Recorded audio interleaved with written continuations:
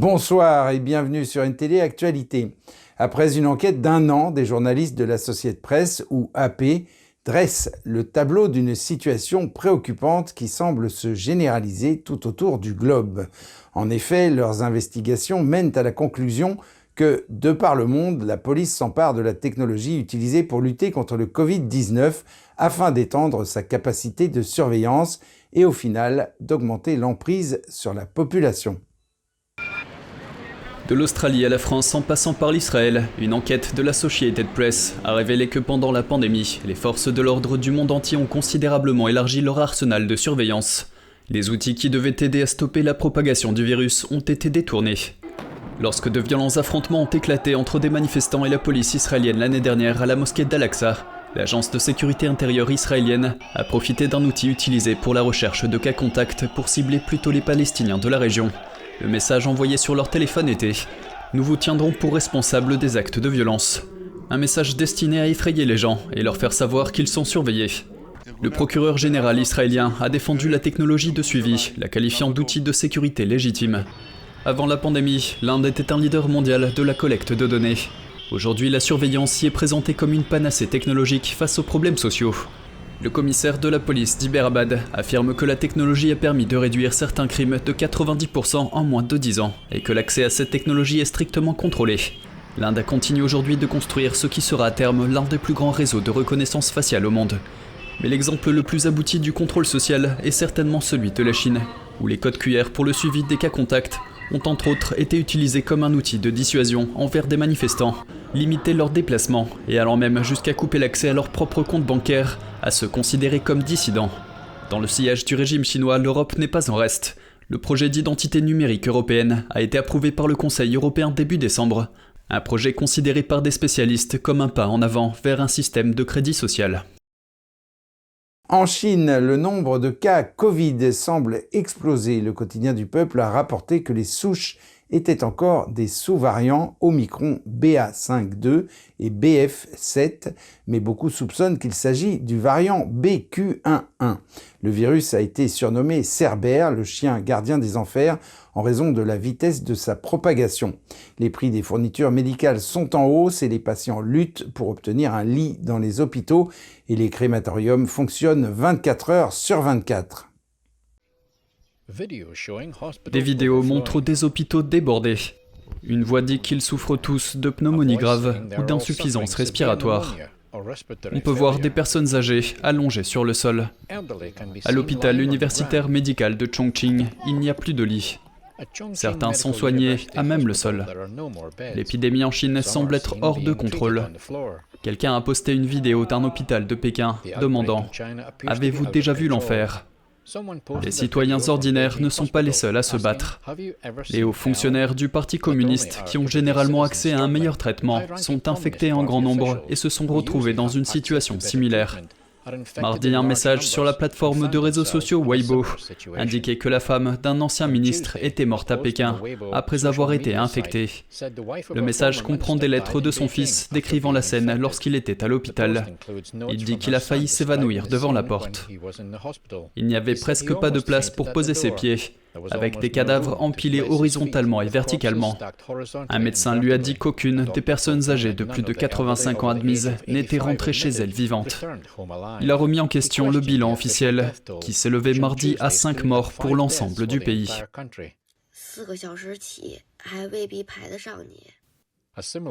Une situation similaire a été décrite dans une vidéo d'une autre habitante de Pékin. Elle a dû se rendre dans 3 hôpitaux différents pour soigner son père. Les temps d'attente étaient tous d'au moins 4 heures et il y avait une pénurie de lits. 6 personnes sont mortes pendant que son père passait un examen.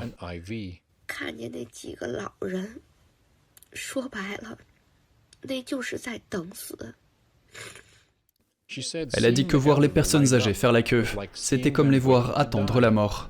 Et certains n'ont pas eu de lit avant de mourir. Des millions de personnes ont eu du mal à trouver un traitement. Dans de nombreuses villes chinoises, les pharmacies ont épuisé leur stock de médicaments contre la fièvre et le rhume.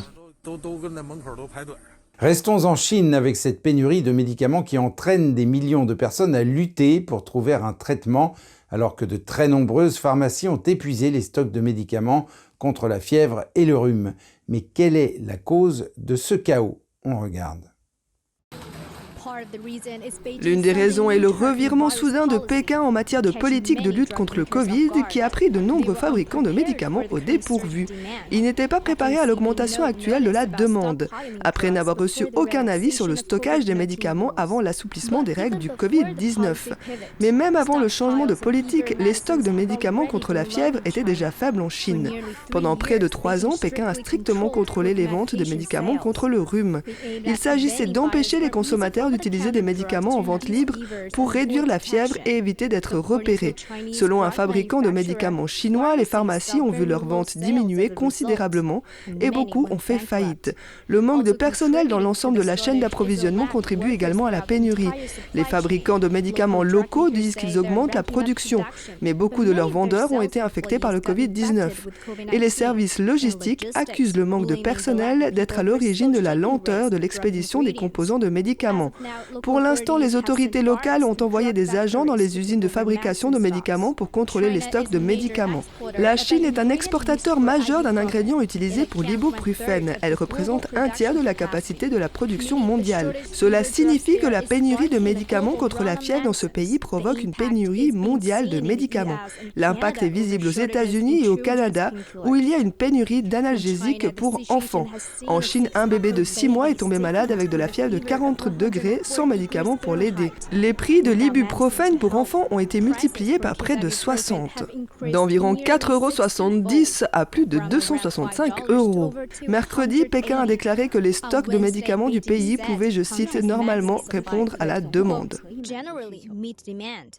Et l'Organisation mondiale de la santé, l'OMS, a elle aussi exprimé sa vive inquiétude face à la récente flambée des cas Covid en Chine. L'agence indique qu'elle soutient le régime pour qu'il concentre ses efforts sur la vaccination des personnes les plus exposées dans le pays. Voici le directeur général de l'OMS et le directeur exécutif du programme d'urgence sanitaire de l'agence onusienne. L'OMS est très préoccupée par l'évolution de la situation en Chine où l'on signale de plus en plus de cas de maladies graves. Afin de procéder à une évaluation complète des risques de la situation sur place, l'OMS a besoin d'informations plus détaillées sur la gravité, les admissions à l'hôpital et les besoins en matière de soutien aux soins intensifs. Et nous devons trouver de meilleurs moyens d'obtenir rapidement ces données afin de pouvoir suivre ensemble la situation, car il est dans l'intérêt du système de santé chinois de savoir où se situe la pression dans le système à tout moment. Et parlons maintenant du gaz russe. Le président Vladimir Poutine a supervisé le lancement de l'exploitation d'un nouveau gisement de gaz sibérien considérable mercredi. Il vise à stimuler l'augmentation prévue de l'approvisionnement de son voisin, la Chine. Le champ gazier Kovykta alimentera le gazoduc Power of Siberia qui achemine le gaz russe vers la Chine. Il possède des réserves récupérables de près de 2000 milliards de mètres cubes et est le plus important de l'Est de la Russie. Le lancement de ce projet s'inscrit dans la stratégie russe visant à déplacer les exportations de gaz vers l'Est. Il intervient alors que l'Union européenne réduit sa dépendance à l'égard de l'énergie russe en réponse à la guerre en Ukraine. M. Poutine a salué ce lancement comme un événement important pour l'industrie énergétique russe et l'ensemble de l'économie. Il a joint une liaison vidéo aux ouvriers sur le site et a donné l'ordre de commencer le travail pour inaugurer le projet. Et du côté ukrainien, maintenant, le président Volodymyr Zelensky vient d'effectuer sa première visite en temps de guerre aux États-Unis. Le Congrès américain a déjà approuvé des dizaines de milliards d'euros pour aider l'Ukraine à combattre l'invasion russe. Zelensky a déclaré au Congrès mercredi que ces fonds n'étaient pas de la charité, mais un investissement dans la sécurité mondiale. Dans un discours remarquable devant une session conjointe du Congrès. L'Ukraine est vivante et en pleine forme. Le président ukrainien Volodymyr Zelensky exprimait sa gratitude pour le soutien constant des États-Unis face à l'invasion russe avec un cadeau provenant des lignes de front. Ce drapeau est le symbole de notre victoire dans cette guerre. Nous sommes debout. Nous nous battons et nous gagnerons parce que nous sommes unis. L'Ukraine, l'Amérique et le monde libre tout entier. Et de rappeler aux Américains que le combat pour les valeurs démocratiques n'est pas seulement celui de l'Ukraine. Le courage ukrainien et la détermination américaine doivent garantir l'avenir de notre liberté commune, la liberté des gens qui défendent leurs valeurs.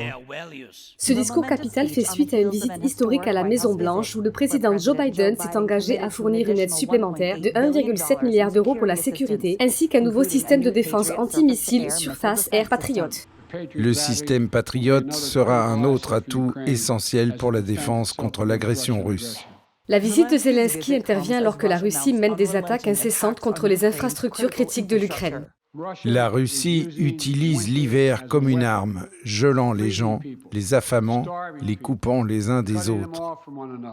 Les dirigeants s'unissent dans une réprimande symbolique du président russe Vladimir Poutine, avec l'espoir qu'une alliance continue finira par inverser la tendance et mettre fin à la guerre. Nous resterons avec vous aussi longtemps qu'il le faudra. Et aux États-Unis, le FBI a répondu au communiqué des dossiers Twitter qui semblent indiquer que l'agence a bien travaillé en étroite collaboration avec la société de réseaux sociaux. Le FBI prétend que les conspirationnistes tentent de discréditer le bureau. Daniel Monaghan de NTD nous en dit plus. L'agence écrit que la correspondance entre le FBI et Twitter ne montre rien de plus que des engagements traditionnels de longue date du gouvernement fédéral et du secteur privé. La déclaration du FBI n'a pas précisé qu'elle considère comme des théoriciens du complot. Depuis début décembre, Musk a communiqué des dossiers à plusieurs journalistes indépendants.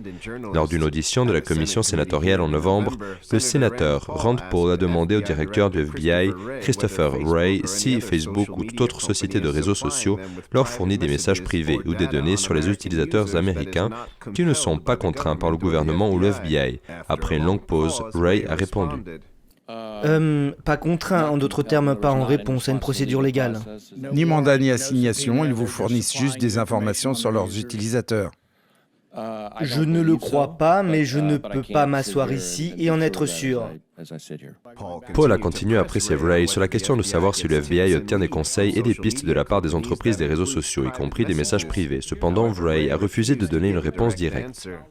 Beaucoup d'entre nous sont alarmés que vous ayez cette information. Ce sont des communications privées parce que c'est contraire à la loi. Cette semaine, le journaliste indépendant Michael Shellenberger a publié des messages montrant que le FBI s'emploierait à discréditer le rapport Hunter-Biden et à empêcher les gens de le diffuser via la plateforme de réseaux sociaux. Un autre message a révélé que Twitter était en train d'évaluer et de traiter une liste de tweets signalés par le FBI pour contenu potentiellement violent. Il s'agissait notamment d'un message critiquant le commentaire du gouverneur de l'époque, Andrew Cuomo, sur les vaccins obligatoires. D'autres épisodes ont montré que le FBI communiquait constamment avec les employés de Twitter et avait mis en place des canaux de communication entre agents et employés. Pendant ce temps, Elon Musk a indiqué qu'il soutiendrait une enquête du Congrès sur les efforts présumés du FBI pour censurer les utilisateurs des réseaux sociaux. Musk a partagé un tweet du CEO de PayPal, David Sacks. Le message suggérait la création d'une nouvelle commission pour enquêter sur les initiatives de censure présumées du FBI et de la communauté du renseignement. Musk a répondu à ce message par le commentaire suivant. Attention, attention. Daniel Monaghan, NTD News. Et retour en Europe et plus précisément en Allemagne où sous l'effet de la guerre et de l'inflation, les factures de chauffage ont atteint des sommets. Le choc se répercute sur les églises de Berlin, obligeant certaines d'entre elles à couper complètement le chauffage. Mais cela n'a pas empêché la chaleur de se répandre dans l'église. En raison de la pénurie d'énergie, les églises allemandes coupent le chauffage ou maintiennent la température en dessous de 12 degrés. La congrégation de l'église Martha de Berlin offre des couvertures et des coussins pour lutter contre le froid mordant. Actuellement, il fait entre 12 et 14 degrés. Et avant d'avoir des coussins chauffants, nous avions 15 degrés pendant la semaine et 17 degrés le dimanche. Mais nous sommes en train de tester. Nous verrons dans quelle mesure cela fonctionne. Et nous avons maintenant commandé des couvertures en laine supplémentaires. Donc l'idée est une température ambiante d'environ 12 degrés. Le thé et le café tiennent également les fidèles au chaud. La plupart d'entre eux portent de lourds manteaux d'hiver et des gants pendant le service. Je pense que ça doit être simplement à partir de la situation que nous avons pour économiser l'énergie tous ensemble. Et je pense que l'Église doit être un bon modèle, et je le souhaite personnellement aussi. Les églises ne sont pas seulement responsables de la messe hebdomadaire. En Allemagne, les églises évangéliques et catholiques accueillent les sans-abri. Cette année, une attention particulière est accordée à ceux qui n'ont pas assez de chauffage. Une association caritative offre aux visiteurs quotidiens des boissons chaudes, de la soupe chaude et un sourire amical. Tant de gens à Berlin, mais aussi ailleurs, ont si peu d'argent qu'ils coupent le chauffage de leur appartement ou ne l'allument que pendant quelques heures. Et c'est là qu'il est particulièrement important que pendant la journée, il y ait aussi des endroits dans cette ville où l'on peut rester au chaud. Comme les températures restent basses et que les coûts augmentent, on s'attend à ce que davantage de personnes se rendent au refuge dans les mois à venir. Et en France, les ventes de champagne devraient atteindre un nouveau record cette année. Malgré l'inflation qui aurait pu faire fuir les consommateurs, les producteurs sont optimistes à l'approche des fêtes de Noël et de fin d'année. Les producteurs de champagne ont une raison de se réjouir. Les ventes de cette boisson onéreuse ont atteint un niveau record l'an dernier, avec 320 millions de bouteilles vendues. Ils s'attendent à ce que la tendance se poursuive cette année. On remarque depuis la sortie de la crise pandémique que les gens ont envie de se faire plaisir, ils ont envie de bons produits et ils ont envie de célébrations même toutes simples, et l'ouverture d'une bouteille de champagne est en soi une célébration avec des amis. Il a qualifié de miraculeuse la récolte de vin de cette année dans la région française de Champagne. Elle a été supérieure de près de 50% à la moyenne quinquennale grâce à de bonnes conditions météorologiques. Les ventes à l'exportation devraient également atteindre des sommets. Les 3 principaux marchés du champagne, le Royaume-Uni, le Japon et les États-Unis, se portent très bien.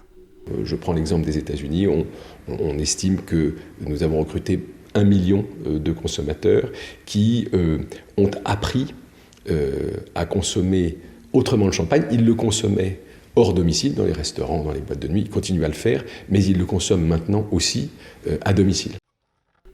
Les prix du champagne ont augmenté cette année, les vignerons ayant répercuté une hausse des coûts, notamment pour les bouteilles et le transport.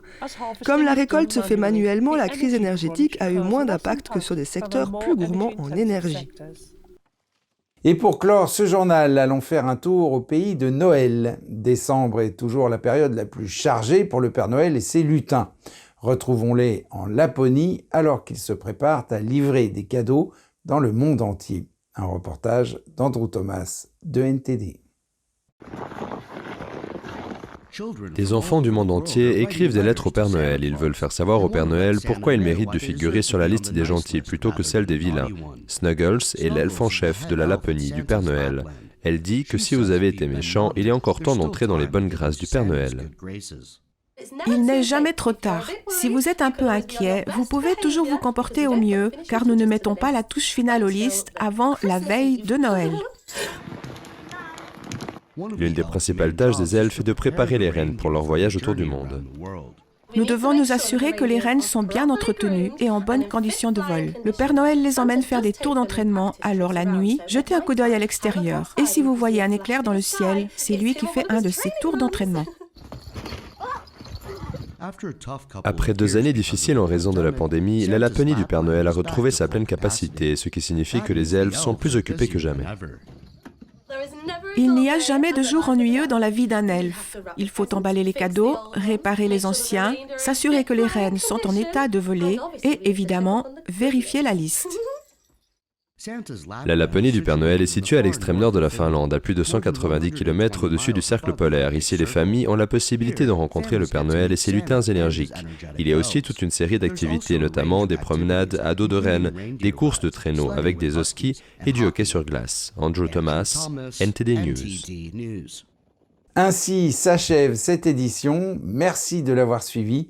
On se retrouve après les fêtes. D'ici là, je vous souhaite à toutes et à tous, petits et grands, un excellent réveillon, de bonnes fêtes de fin d'année et bien sûr une très bonne soirée sur NTD.